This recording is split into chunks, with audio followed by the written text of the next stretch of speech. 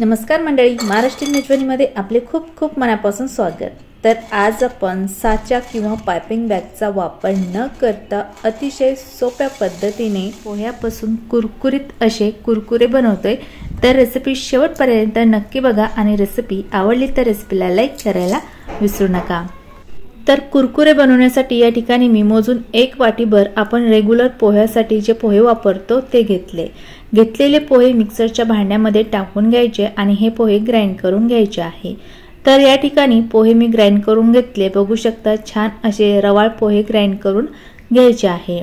तर ग्राइंड केलेले पोहे आता एका बाउल मध्ये काढून घ्यायचे आहे। त्यानंतर ग्राइंड केलेल्या पोह्यामध्ये टाकण्यासाठी इथे मी पाव वाटीभर तांदळाचं पीठ घेतलंय। तुमच्याकडे जर तांदळाचं पीठ नसेल तर याऐवजी तुम्ही कॉर्नफ्लॉवर सुद्धा वापरू शकता। त्यानंतर आपण ज्या वाटीने 1 वाटीभर पोहे मोजून घेतले होते त्याच वाटीने बरोबर 1 वाटीभर गरम पाणी करून ग्राइंड केलेल्या पोह्यामध्ये आणि तांदळाच्या पिठामध्ये टाकून घ्यायचे आणि टाकलेले पाणी या पिठामध्ये व्यवस्थित मिक्स करून घ्यायचे आहे। पाणी मिक्स करून झाल्यानंतर चमच्याला लागलेले पीठ बाउलमध्ये काढून टाकायचं आणि हे पीठ आता 10 मिनिटे झाकून बाजूला ठेवून द्यायचं आहे। त्यानंतर इथे मी एक मीडियम आकाराचा उकळलेला बटाटा घेतलेला बटाटा आपल्याला मीडियम खिसणीने छान असा खिसून घ्यायचा आहे। खिसून झाल्यानंतर खिसणीला लागलेला सगळा बटाटा आहे तो आपल्याला काढून घ्यायचा आहे आणि हा खिसलेला बटाटा थोड्या वेळासाठी आपल्याला बाजूला ठेवून द्यायचा आहे। त्यानंतर इथे ग्राइंड केलेल्या पोह्याला आणि तांदळाच्या पिठाला ठेवून 10 मिनिटे झाली। गरम पाण्यामुळे हे पीठ छान वाफून तयार झालं आहे।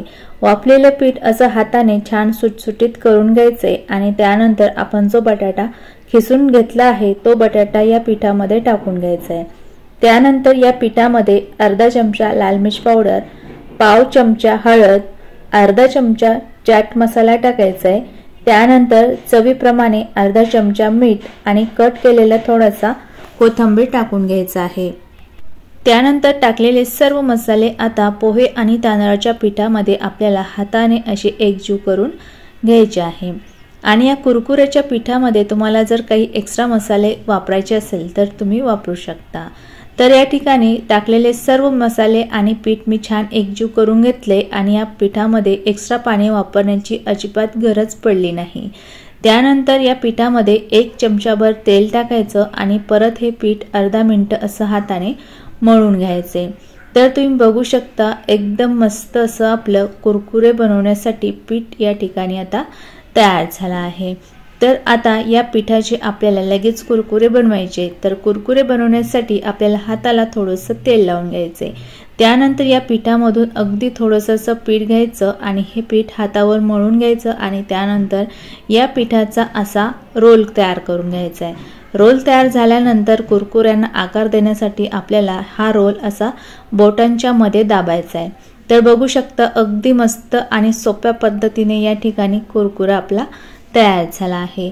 तयार झालेले कुरकुरे आता प्लेटमध्ये ठेवते आणि तुम्हाला या ठिकाणी परत एक मी कुरकुरा बनवून दाखवते।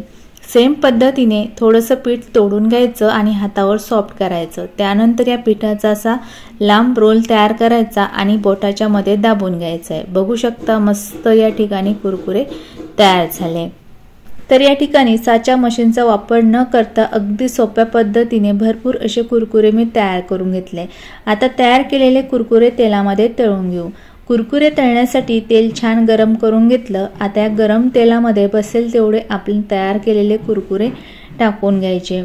कुरकुरे तेलामध्ये टाकल्यानंतर आपल्याला गॅसची फ्लेम मिडियमच ठेवायची आहे आणि मिडियम फ्लेमवरच आता हे कुरकुरे आपल्याला या तेलामध्ये सतत असे झाऱ्याने हलवत छान ब्राऊन रंगाचे होईपर्यंत तळून घ्यायचे आहे।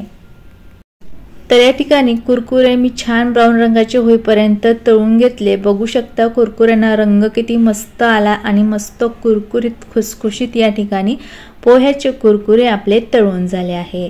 तर आता तळलेले कुरकुरे आपल्याला झाऱ्यामध्ये काढून घ्यायचे आणि सेम पद्धतीने बाकीचे शिल्लक राहिलेले कुरकुरे सुद्धा याच पद्धतीने तळून घ्यायचे।